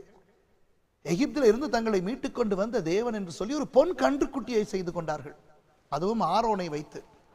அதற்கு தான் ஆண்டவர் கோபப்பட்டு மோசே அந்த பொன் தகடுகள், அந்த 10 கற்பனைகள் எழுதப்பட்ட தகடுகளை பூமியிலே அடித்து நொறுக்கும் பொழுது ஆண்டவர் ஆயிரக்கணக்கான ஜனங்களை சங்கரித்தார். அதே பாவத்தை யெரொபெயாம் செய்தான். ஏன் செய்தான்? தனக்கு சொந்தமான அந்த 10 கோத்திரம், வடக்கு ராஜ்யம் தனக்கு மாத்திரம் இருக்க வேண்டும், அவர்கள் யூதா ராஜ்யத்துக்கு போகக்கூடாது, எருசலேம் தேவாலயம் யூதா ராஜ்யத்திலே எருசலேமில் இருந்தாலும் அதற்கும் போகக்கூடாது என்று நினைத்து அவன் தான் பேத்தேல் என்ற இடங்களிலே இந்த பலிபீடத்தை உண்டு பண்ணினான். அப்படி பார்க்கும் பொழுது அவன் செய்ததுதான் ஆக பயங்கர ஒரு பாவம். ஆகாபை பற்றி இங்கே சொல்லப்பட்டிருக்கிறது, அவன் செய்த பாவத்தை விட இவன் அதிகமான பாவம் செய்தானாம். இவன் செய்து அந்த பாவத்தின் மிகுதியினால் யெசபேலை விவாகம் பண்ணினான். ஆகவே முதலாவது தகுதி, யெசபேல் உள்ளே வருவதற்கு முதலாவது தகுதி என்ன தெரியுமா? ஒரு மனிதனுடைய பாவம் மிகுதியானால் யெசபேல் வரும். ஒரு மனிதனுடைய பாவம் மிகுதியானால் யெசபேல் திரும்ப வரும். யெசபேல் வரும். அது எந்த பாவம் அதிகமானால் தெரியுமா? எந்த பாவங்கள் தேசத்தை விட்டு துரத்தப்பட்டனவோ அதே பாவங்கள் திரும்ப வரும் பொழுது. அதை நான் விளக்கப்படுத்துகிறேன், கேளுங்கள். இப்போ ஆகாப் ராஜா மற்ற ராஜாக்களுக்கு நடந்த கதிகளை எல்லாம் பார்த்திருப்பான் தானே. தனக்கு முன்னிருந்த அரசர்கள் எப்படி ஆண்டவரை விட்டு தூர போகும் பொழுது அவர்கள் தண்டிக்கப்பட்டார்கள், கர்த்தருடைய கரம் அவர்களை விட்டு எடுபட்டு போன பொழுது என்ன நடந்திருக்கும் என்று பார்த்திருப்பான் தானே. ஆனால் அந்த ஆகாப் தேவனுக்கு கீழ்ப்படியவில்லை, அவன் பயப்படவில்லை. அந்த யெரொபெயாமின் பாவத்தை அவன் செய்ததும் அல்லாமல் அவன் யெசபேலை விவாகம் பண்ணினான். அதுல இருக்கிற மற்ற சங்கதி என்ன தெரியுமா? யெசபேல் ஒரு இஸ்ரவேல் பெண்ணே அல்ல, தேவனுடைய ராஜ்யத்தை சேர்ந்த பெண்ணே அல்ல. இங்கே அழகாக சொல்லப்பட்டிருக்கிறது பாருங்கள். அவன் சீதோனியரின் ராஜாவாகிய ஏத்பாகாலின் குமாரத்தியை விவாகம் பண்ணினான்.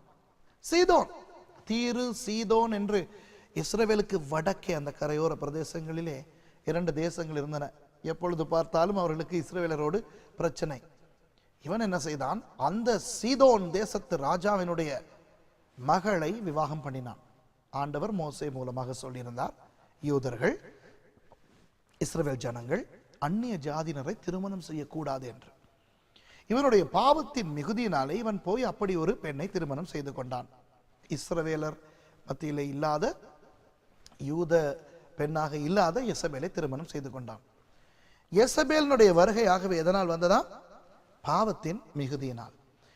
இன்னொரு காரியத்தை நீங்கள் மனதில் வைத்துக் கொள்ள வேண்டும். ஆண்டவர் ஒரு மனிதனுக்கு தொடர்ந்து ஒரு பாவத்தை குறித்து கண்டித்து கொண்டே வருகிறார் என்று வைத்துக் கொள்வோம். அந்த மனிதனோ அல்லது அந்த சபையோ அந்த குடும்பமோ தொடர்ந்து மறுபடியும் மறுபடியும் மறுபடியும் அதே பாவத்தை செய்து கொண்டே இருக்கிறார்கள் என்று வைத்துக் கொள்வோம். அதுவே அந்த பாவத்தின் மிகுதி தானே. இப்போ அறியாத தெரியாத நேரத்திலே பாவத்தை செய்துவிட்டால் கர்த்தரை பெரிய இரக்கமுள்ளவர், மன்னிக்கிறார்.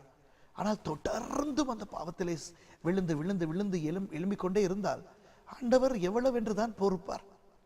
ஆண்டவர் இரக்கமுள்ள தேவன், கருணை உள்ளவர், கிருபை உள்ளவர், எல்லாம் நல்லது. ஆனால் அதே தேவன் எரிச்சல் உள்ள தேவன் என்று வேதம் சொல்லுகிறதே. அதே தேவன் உக்கிர கோபத்தோடு தண்டித்த சம்பவங்கள், சந்தர்ப்பங்கள் பழைய ஏற்பாட்டிலும் புதிய ஏற்பாட்டிலும் இருக்கின்றன தானே. ஆகவே ஆண்டவர் எங்களுக்கு கற்றுக் கொடுத்து நாங்கள் தொடர்ந்து பாவத்திலே வாழ்வோமே ஆனால் அது யெசபேலுக்கு கதவை திறந்துவிடும். அடுத்து நாங்கள் பார்க்கலாம், இந்த இவன் செய்த காரியம் பல ஆவிக்குரிய ரகசியங்களை எங்களுக்கு கற்றுக் கொடுக்க போகிறது. அவன் யெசபேலை கொண்டு வந்ததோடு யெசபேலினுடைய தெய்வத்தையும் கொண்டு வந்தான். அந்த தெய்வம் தான் பாகால். பாகால் என்ற சொல்லினுடைய அர்த்தம் இப்பொழுது நான் எழுதியிருக்கிற இந்த பழைய ஏற்பாட்டு தீர்க்கதரிசிகள் 1ஆம் பாகம் என்ற புத்தகத்திலே பாகால் என்றால் யார், அது எப்படி, அதனுடைய பின்னணி எல்லாம் நான் எழுதியிருக்கிறேன். ஆகவே நான் கூடுதலாக அதை பற்றி விளக்க வேண்டிய அவசியம் கிடையாது.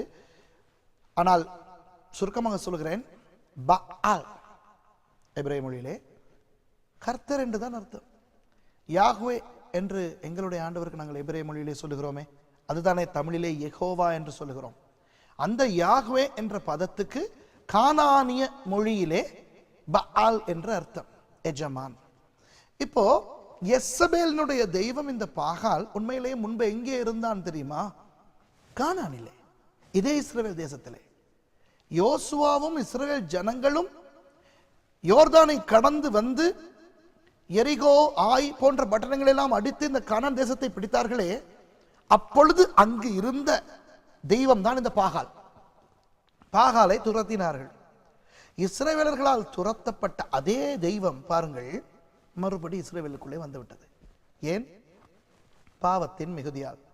ஆகவே கிறிஸ்தவர்கள் தொடர்ந்து பாவத்திலே வாழ்வார்களே, ஆனால் தங்களை அறியாமலேயே தாங்கள் எந்தெந்த தெய்வங்களை விட்டுவிட்டு வந்தார்களோ, எந்தெந்த அசுத்தங்களை விட்டுவிட்டு வந்தார்களோ, அவையெல்லாம் மறுபடி வர ஆரம்பிக்கும். இந்த யெசபேலினுடைய வருகையோடு நாங்கள் படிக்க போகின்ற இன்னும் ஒரு காரியம்தான், யாரிடத்திலே இந்த யெசபேல் வருவான், யார் மூலமாக வருவான்? பொதுவாக உங்களிடத்திலே நான் கேட்டால், ஒரு சபைக்குள்ளே அசுத்தாவிகள் எப்படி வரும் என்று நீங்கள் சொல்வீர்கள், பலவீனமானவர்கள் மூலமாக என்று.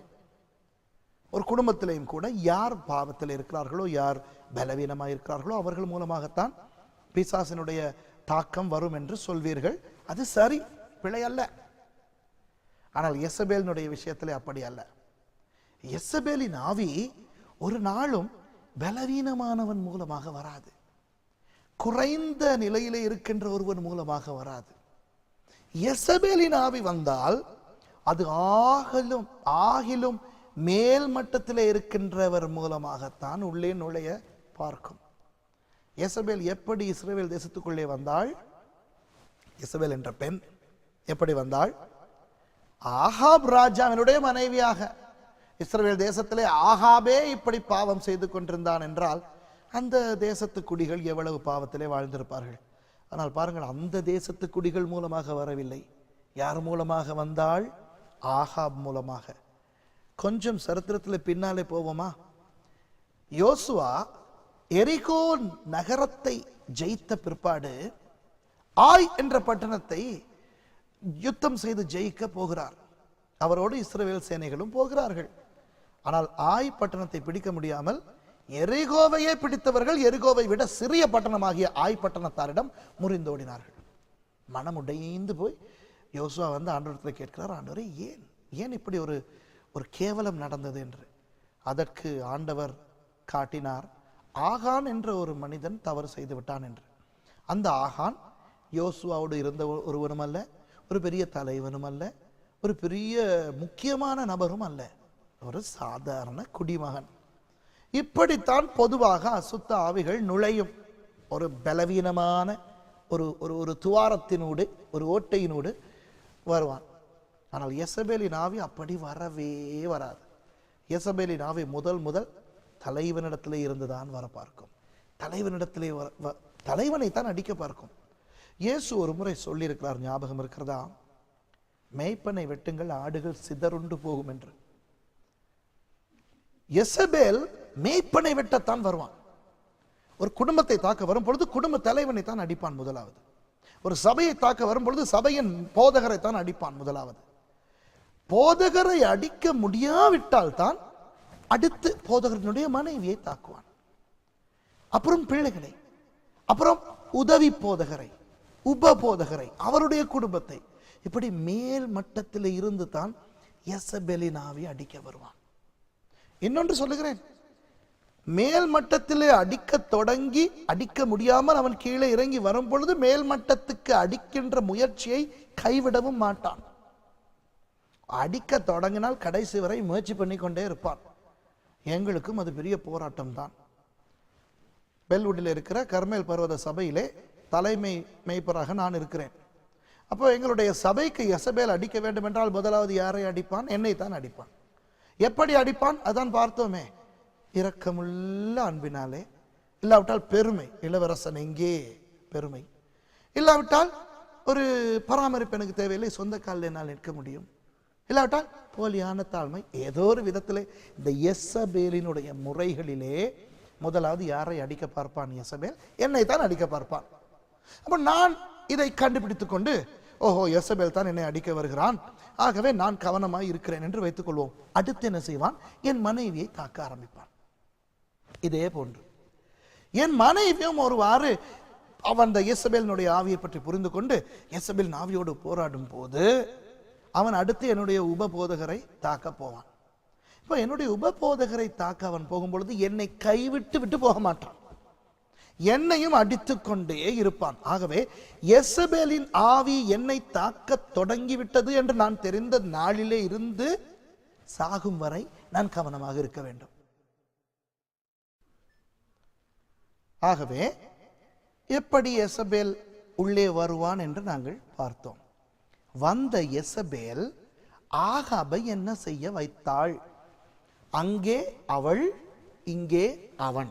முதலிலேயே சொல்லிவிட்டேன், யேசபேல் என்ற ஆவி ஆணுமல்ல பெண்ணுமல்ல. ஆனால் வேதத்திலே அசுத்த ஆவிகளுக்கும் அவன் என்று ஆண்பாலிலே சொல்லப்பட்டிருக்கிறது. இங்கே சம்பவத்திலே வருகின்ற யேசபேலோ ஒரு பெண். ஆகவே ஆகாபினுடைய விஷயத்தில் அவள், எங்களுடைய விஷயத்திலே அவன். அவள் ஆகாபோடு வந்து விட்டாள். ஆகாப் ராஜாவினுடைய மனைவியாக வந்து விட்டாள். ஆகாபோடு யேசபேல் வந்து விட்டபடியினால் இனி அங்கே இருக்கின்ற சாதாரண குடிமக்களை தாக்குவது கஷ்டமான காரியமே அல்ல. ஒரு ஊழியக்காரனை யேசபேல் தாக்கிவிட்டால் அந்த முழு சபையுமே யேசபேலினுடைய பாதிப்புக்குள்ளே இருக்கும்.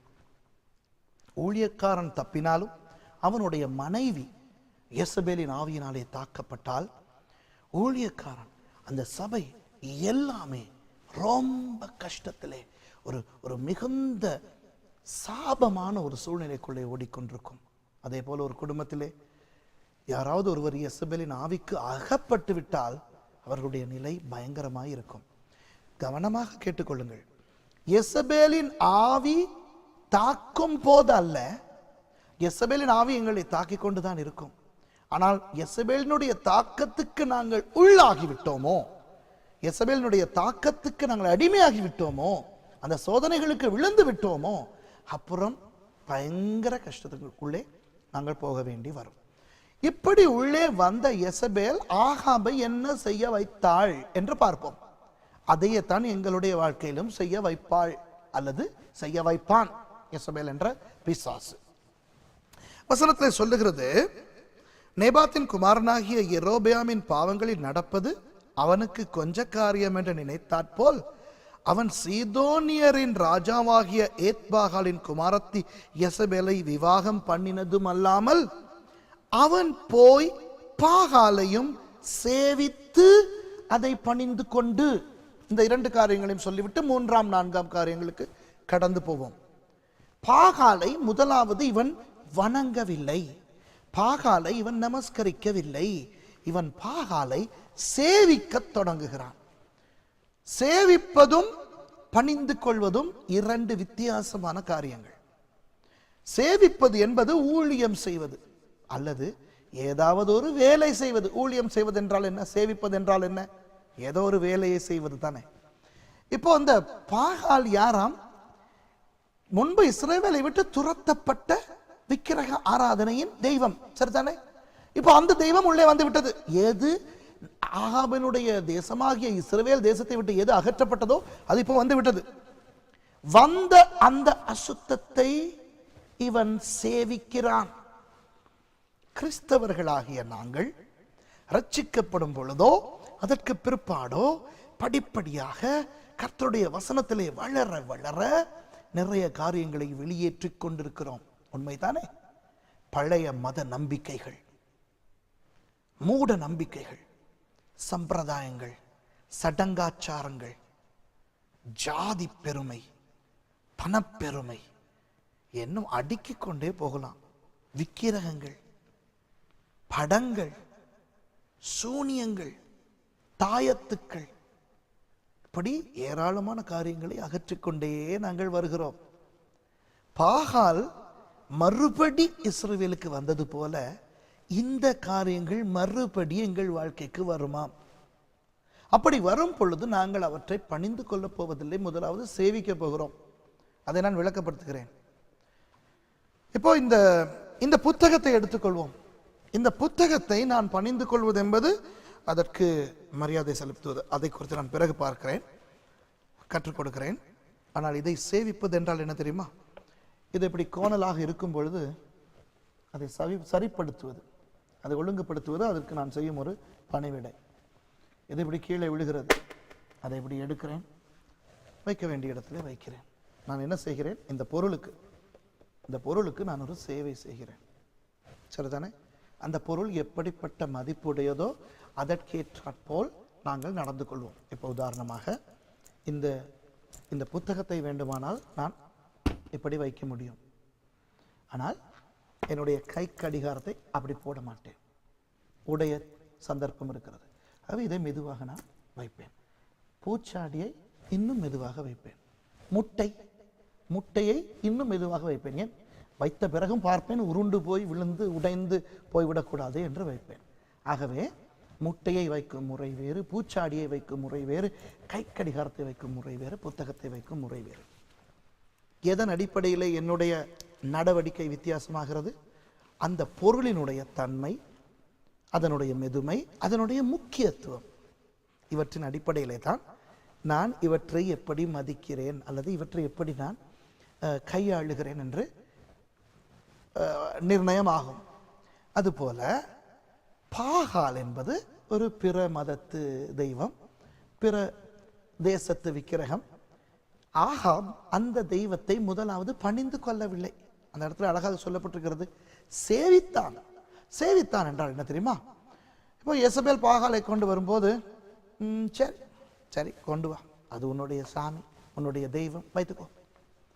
அப்புறம் அப்படி வரும் பொழுது அப்படி அந்த பாகாலினுடைய விக்கிரகம் கொஞ்சம் கோணலாக இருந்தால் அதை என்ன செய்ய, மனைவியினுடைய சாமி ஆயிற்றே, மனைவியினுடைய தெய்வம் ஆயிற்றே, ஒழுங்காக வைப்போம் என்று சொல்லி அதை கொஞ்சம் ஒழுங்குபடுத்துவது.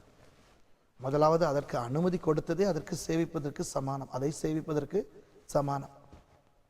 இப்படித்தான் அன்பானவர்களே எங்களுடைய வாழ்க்கையை விட்டு போன அசுத்தங்கள் திரும்பி எங்களால் அனுமதிக்கப்படும். நாங்கள் அழைக்கப் போவதில்லை, நாங்கள் வெளியே போய் கொண்டு வரப்போவதில்லை, வெளியிருந்து கொண்டு வரப்படுவதை அனுமதிக்கப் போகிறோம். நிறைய பேர் சொல்வார்கள், நாங்கள் இப்பொழுது அந்த சினிமா படங்களிலே இந்த பிற மத தெய்வங்கள் வருகின்ற சினிமா படங்கள் மற்றும் அந்த பெயர்கள் உச்சரிக்கப்படுகின்ற சினிமா படங்கள் எல்லாம் பார்ப்பது கிடையாது என்று சொல்லுவார்கள். வசனம் சொல்லுகிறது தானே, லேவியராகம புத்தகத்தில் சொல்லியிருக்கிறது, அந்நிய தேவர்களுடைய நாமத்தை கூட உன்னுடைய உதட்டிலே உச்சரிக்க வேண்டாம் என்று. இன்னும் சில பேய் படங்கள், சில பேர் பேய் படங்கள் பார்ப்பார்கள். அப்போ அந்த மாதிரி காரியங்களை எல்லாம் விட்டு விட்டார்கள் தானே. இப்போ நாங்கள் ஆண்டவருடைய பிள்ளைகள், அந்த சத்தங்கள் இப்பொழுது எங்களுடைய தொலைக்காட்சியிலே ஒலிக்கக்கூடாது, அந்த பெயர்கள் எங்களுடைய வீடுகளிலே உச்சரிக்கப்படக்கூடாது என்று நாங்கள் உதறி வீசிவிட்டோம், அல்லது சில படங்களை வீசிவிட்டோம். இப்போ வருகிறார்கள் உறவினர்கள், ஒரு 2 நாள் தங்கிவிட்டு போக அல்லது ஒரு வாரம் தங்கிவிட்டு போக உறவினர்கள் வருகிறார்கள். இந்த வருகிற உறவினர்கள் என்ன செய்கிறார்கள்? அவர்கள் வீடியோ சென்டருக்கு போய் அவர்கள் பார்ப்பதற்கு படம் கொண்டு வருகிறார்கள். அந்த படத்தின் தலைப்பில் என்ன இருக்கிறது?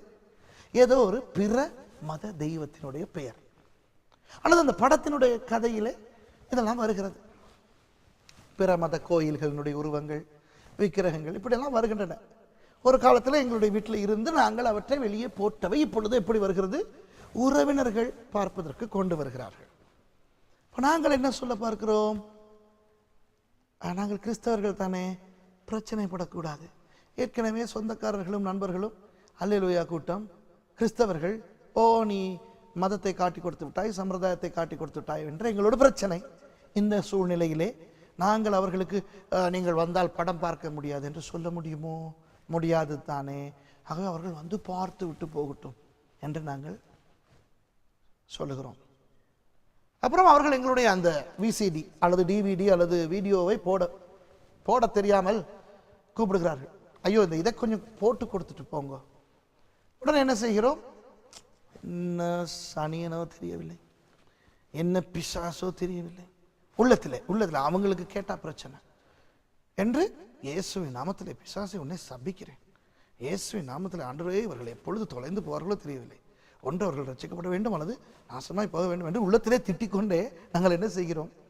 நாங்கள் அந்த வீடியோவை அவர்களுக்கு போட்டு கொடுக்கிறோம் தானே. என்ன செய்கிறோம்? பாகாலை சேவிக்கிறோம். ஆகாப் அதைத்தான் செய்தான். ஆகாப் யெசபேல் கொண்டு வந்த பாகாலை சேவித்தான். அவன் பணிந்து கொள்ளவில்லை. முதலாவது அவன் சேவித்தான். சேவிப்பதை சந்தோஷத்துடன் செய்யவும் முடியும், துக்கத்தோடு திட்டிக் கொண்டும் செய்ய முடியும். கீழே விழுந்து கிடக்கிற புத்தகத்தை, என்னடா இது, இந்த புத்தகம் கீழே விழுந்து கிடக்கு, திட்டிக்கொண்டாவது நான் செய்தது ஒரு உதவி தானே. அதுபோல இன்றைக்கு திட்டிக்கொண்டாவது உள்ளத்திலே, அல்லது இயேசுவின் நாமத்திலே பிசாசே உன்னை சபிக்கிறேன், இதனாலே இந்த குடும்பத்துக்கு பாதிப்பு வரக்கூடாது, இயேசுவின் ரத்தத்துக்குள்ளே இந்த வீட்டை மூடுகிறேன், இயேசுவின் ரத்தத்துக்குள்ளே என்னை மூடுகிறேன், இயேசுவின் ரத்தத்துக்குள்ளே என் மனைவியை பிள்ளைகளை மூடுகிறேன், என் கணவனை பிள்ளைகளை மூடுகிறேன், இயேசுவின் ரத்தத்தை ஆண்டவரே அப்படியே பொழியும், ஊற்றும், ஊறிக்கொண்டே என்ன செய்கிறேன்? பாகாலை சேவிக்கிறேன். இன்றைக்கு எத்தனை பேர் இப்படி வீணாக யெசபேலுக்கு இடம் கொடுத்து கொண்டிருக்கிறார்கள். ஆகாப் முதலாவது என்ன செய்தான்? சேவித்தான். மரண வீடுகள், இந்த இலங்கையிலே மரண வீடுகள் நடக்கும் பொழுது கிராமங்களிலே ஒரு வழக்கம் ஒன்று உண்டு. அவர்கள் வெற்றிலை வைப்பார்கள், அல்லது புகை வைப்பார்கள், அல்லது ஒரு போத்தல் வைப்பார்கள். திருமண வீடுகள் என்றாலும் கூட அப்படித்தான். இன்றைக்கு நிறைய கிறிஸ்தவ மரண வீடுகளுக்கு நான் போயிருக்கிறேன். நான் தனிப்பட்ட ரீதியாக கண்ட விஷயங்கள் என்ன தெரியுமா? அந்த கிறிஸ்தவ வீடுகளிலே கூட வெற்றிலை வைத்திருப்பார்களே. ஒரு தட்டிலே வெற்றிலை, பாக்கு, சுண்ணாம்பு, புகையிலை, பீடி, சிகரெட் இப்படியெல்லாம் வைத்திருக்கிறார்கள். கேட்டால் சொல்லுவார்கள், இது நாங்கள் கிறிஸ்தவர்கள், இறந்தவரும் கிறிஸ்தவர், நாங்கள் கிறிஸ்தவ குடும்பம். ஆனால் இந்த ஊர் ஜனங்களுடைய வழக்கம் இது, எல்லா மரண வீடுகளிலும் இப்படி இருக்கின்றபடினால் நாங்கள் வைத்துத்தான் ஆக வேண்டும், இல்லாவிட்டால் அது பிரச்சனை.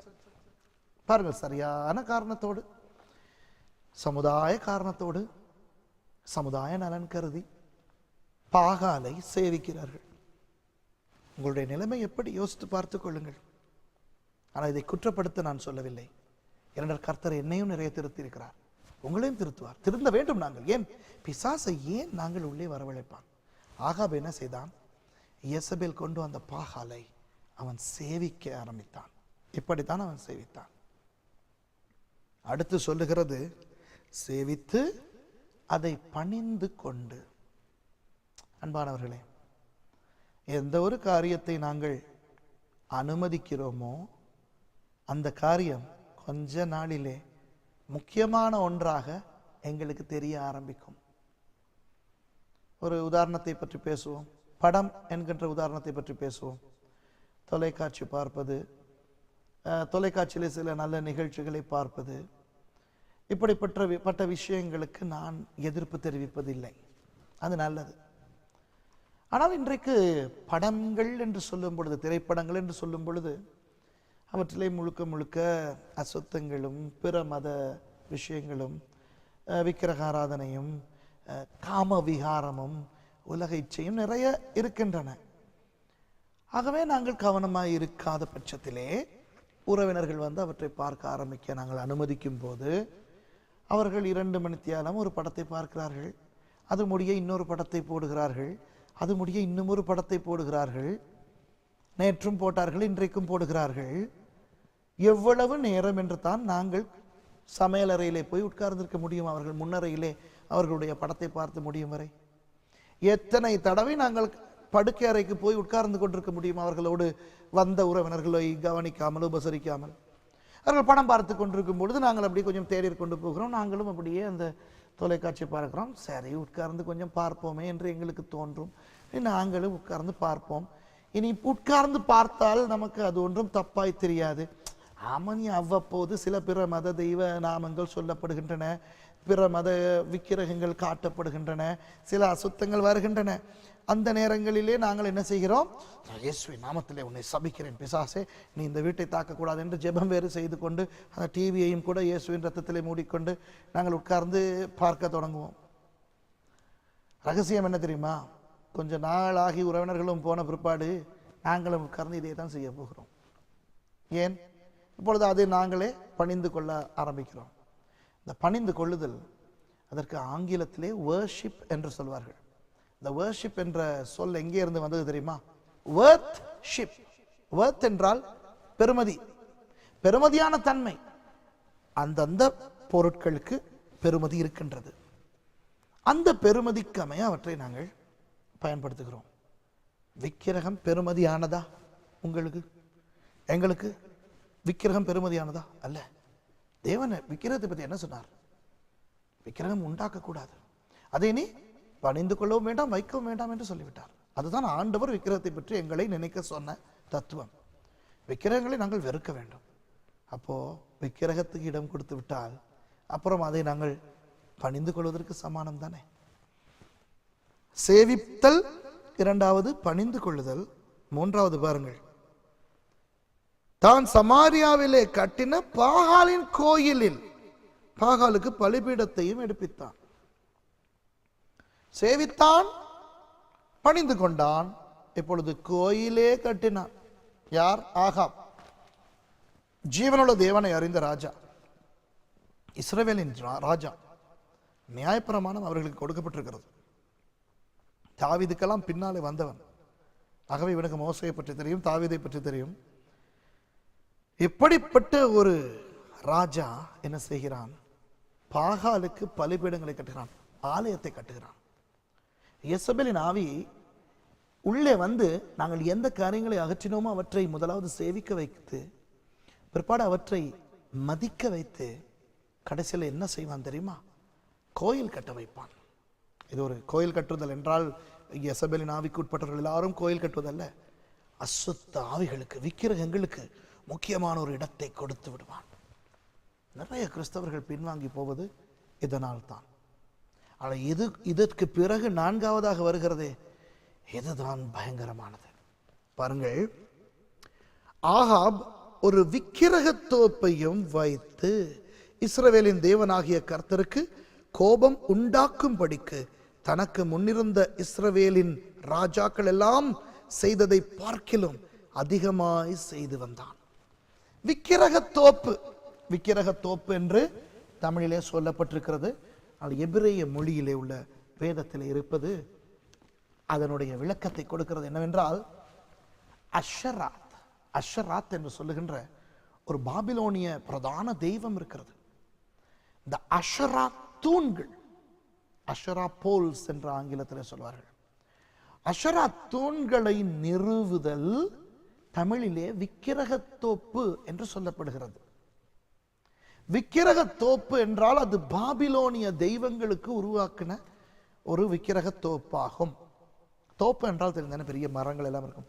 தென்னந்தோப்பு என்றால் நிறைய தென்னை மரங்கள் இருக்கும். பனந்தோப்பு என்றால் நிறைய பனை மரங்கள் இருக்கும். ரப்பர் தோப்பு என்றால் ரப்பர் மரங்கள் இருக்கும். விக்கிரகத்தோப்பு என்றால் ஒரே விக்கிரகமயமாக இருக்கும், அவ்வளவுதான். எந்த விக்கிரகங்களாம் இது? பாபிலோனிய விக்கிரகங்கள். யெசபேல் வந்ததோ சீதோனிலே இருந்து, அவள் கொண்டு வந்ததோ பாகால் என்ற கானானிய தெய்வம், பாகால் மெல்காட், பாகால் மெல்காட்.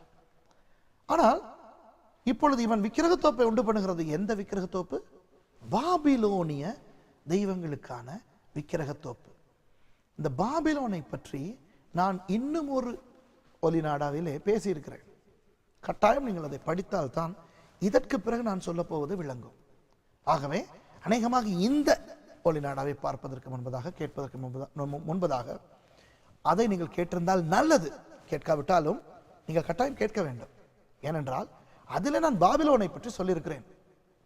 நிம்ரோத் என்பவன், அதாவது நோவாவின் மகனாகிய காமினுடைய மகனாகிய கூஷின் மகனாகிய நிம்ரோத், அவனுடைய மனைவி செமிரமிஸ், அவர்கள் இருவருடைய மகன் தம்மூஸ், இவர்கள் எப்படி பாபிலோன் மதத்தை நிறுவினார்கள், எப்படி அவர்கள் சுமேரியர்களுடைய அந்த அந்த யூப்ரடிஸ் டைக்ரிஸ் நாகரிகத்திலே, மெசொப்பொத்தேமியாவிலே அவர்கள் எப்படி விக்கிரகாராதனை உண்டு பண்ணினார்கள்,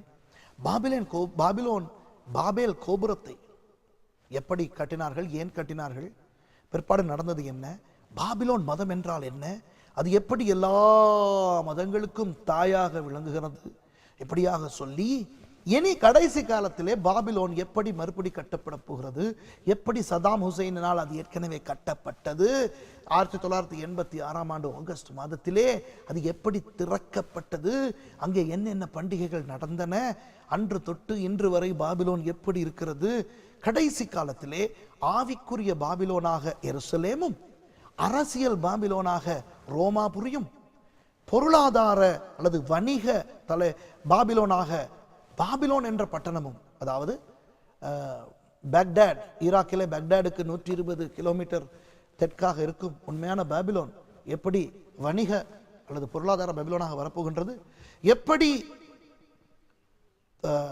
அரசியல் பாபிலோனாகிய ரோமாபுரியிலே இருந்து வலு சர்ப்பம் ஆட்சி செய்வான், எப்படி ஆவிக்குரிய பாபிலோனாகிய எருசலேமிலே இருந்து கள்ளத்தீர்க்கதரிசி வேலை செய்வான், எப்படி பொருளாதார பாபிலோனாகிய பாபிலோனிலே இருந்து மிருகம் செயல்படும், வலு சர்ப்பம் கள்ளத்தீர்க்கதரிசி மிருகம் ஆகிய இந்த 3 பேரும் கடைசியிலே எப்படி இயேசுவினாலே தாக்கப்படுவார்கள் என்றெல்லாம் நான் அந்த பாடத்திலே சொல்லிக் கொடுக்கிறேன்.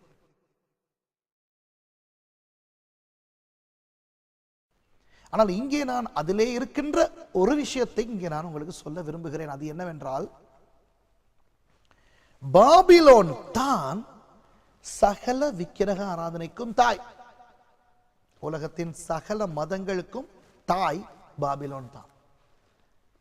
பாபிலோனிய மதத்திலே இருந்து மற்ற மதங்கள் எல்லாம் உருவானபடினாலே ஆண்டவர் வெறுப்பதும் இந்த பாபிலோன் மதத்தை தான். வெளிப்படுத்தின விசேஷத்திலே 17ஆம் அதிகாரத்திலே ஆவிக்குரிய பாபிலோன் நொறுக்கப்படுகிறது இயேசுவால். 18ஆம் அதிகாரத்திலே தான் பொருளாதார பாபிலோன் நொறுக்கப்படுகிறது. நான் வெளிப்படுத்தின விசேஷத்தையும் 1ஆம் அதிகாரத்திலிருந்து 22ஆம் அதிகாரம் வரைக்கும் நான் கற்றுக் கொடுக்க போகிறேன். இப்படியே அதையும் நீங்கள் எடுத்து எப்படியாவது படிப்பது உங்களுக்கு ஆசீர்வாதமாக இருக்கும். அதிலே இந்த காரியங்கள் எல்லாம் வரும். நான் சொல்லுவதை கவனிங்கள். இந்த பாபிலோன் இன்றைக்கு இருக்கிறது, முன்பு இருந்தது, இனியும் இருக்கும். கடைசி காலத்திலே ரகசிய வருகைக்கும்